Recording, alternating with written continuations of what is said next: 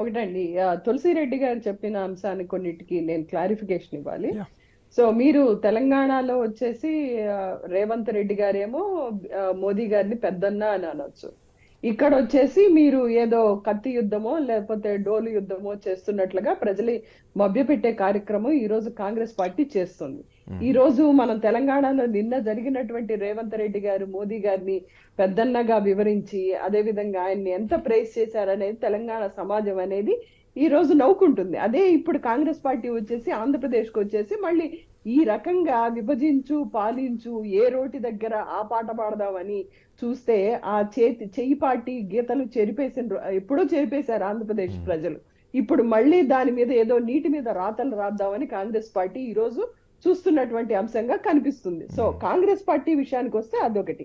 ఇంకోటి, సో మన వెంకటేశ్వరరావు గారు చెప్పినట్లుగా బీజేపీ పార్టీ కేంద్ర ప్రభుత్వం రాష్ట్రానికి ఎన్నో ఇచ్చిందని చెప్తున్నారు. ఎన్నో ఎందుకండి, మేము అడిగేది ప్రత్యేక హోదాని చట్టం చేసి ఇవ్వచ్చు కదా.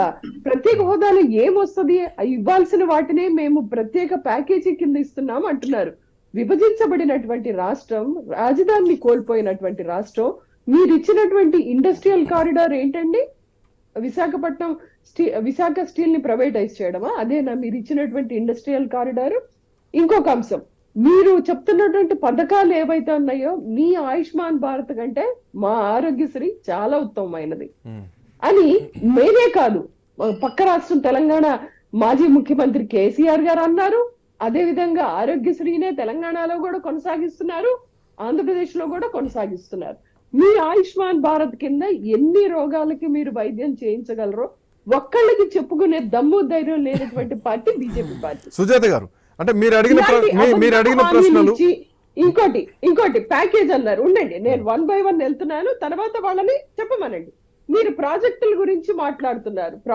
R&R ప్యాకేజ్ ఇచ్చారండి పోలవరానికి? మీరు ఇంతవరకు R&R ప్యాకేజ్ ఇచ్చారా? ఉమ్మడి నీటి విభజనలు ఏవైతే ఉన్నాయో అవి చేశారా? నిన్న తెలంగాణ ఎన్నికలు జరిగిన తర్వాత రాష్ట్రానికి రావాల్సిన నీటిని తెచ్చుకోవడం జరిగింది. మీకు కనీసం పెద్దన్న పాత్ర వహించి మీరు 2 రాష్ట్రాలకు మధ్య నీటి పంపకాలు చేశారా? ఉమ్మడి ఆస్తుల పంపకాలు చేశారా?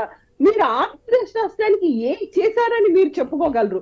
ఇండస్ట్రియల్ కారిడార్ అంటున్నారు. మీరు చెప్పుకుంటున్నటువంటి సోకాల్డ్ ఇండస్ట్రియల్ కారిడార్ ఏంటి?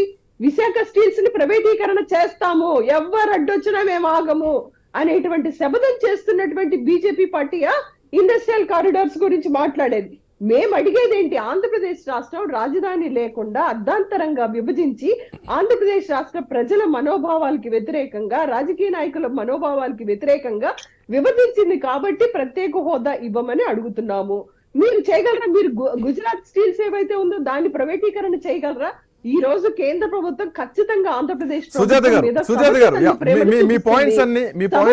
ప్రేమను చూపిస్తుంది. ఈ సవతి తల్లిని తీసుకొచ్చి టీడీపీ, జనసేన, బీజేపీ ఆంధ్రప్రదేశ్ రాష్ట్ర ప్రజల మీద రుద్దాలనుకుంటున్నారు. వీరికి అధికార కాంక్ష తప్పితే బీజేపీ.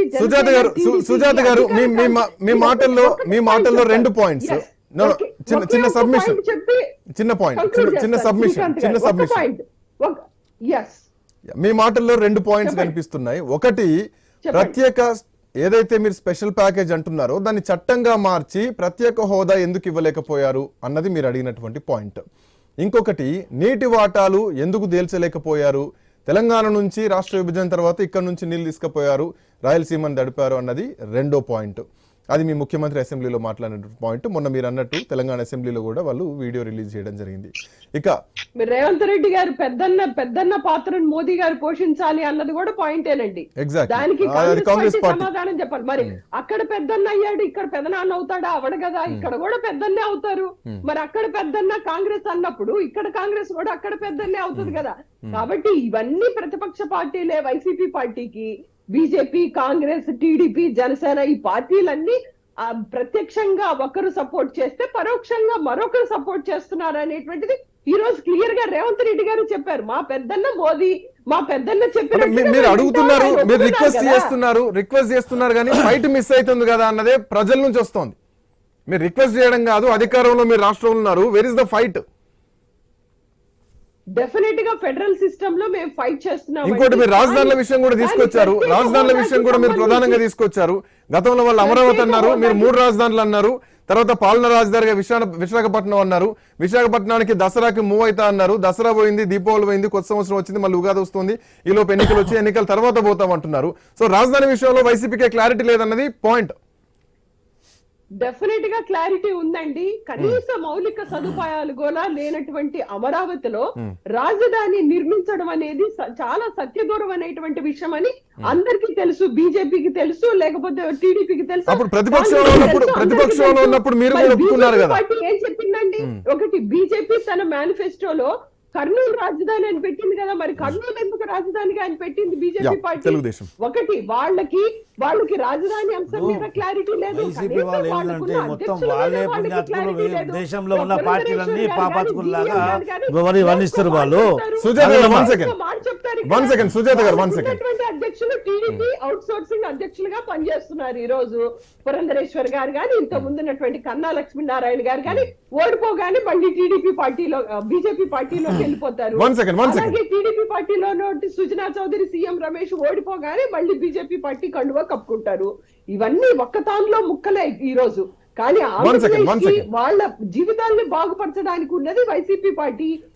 కాంగ్రెస్ గాని, బీజేపీ గాని, టీడీపీ, జనసేన అన్ని కూడా ప్రత్యక్షంగా కొన్ని, పరోక్షంగా కొన్ని పొత్తులో ఉన్నాయి అనేటువంటిది ప్రజలు నిర్ణయించుకున్నారు. ఇదిగోండి, ఉన్నటువంటి వైసీపీ పార్టీ తెలిపరులు, దేశంలో ఉన్న పార్టీలన్నీ ఎర్రి పుష్పాలు అన్నట్టు వీళ్ళు మాట్లాడుతున్నారు. అది తప్పు, ప్రజలు చూస్తున్నారు.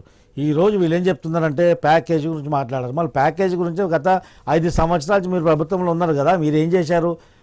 మీరేం చేశారు? ప్రత్యేక హోదా మీద మీరేం చేయగలిగారు? ప్రత్యేక హోదా మీద మీరేం మాట్లాడారు? ఆ రోజు కేంద్ర ప్రభుత్వం ఏమన్నదంటే ప్రత్యేక హోదా ఇవ్వడం సాధ్యపడదు, ఎందుకంటే ప్రత్యేక హోదా ఇవ్వడం వల్ల వేరే ఇతర రాష్ట్రాలు కూడా రీసెంట్గా విభజించినటువంటి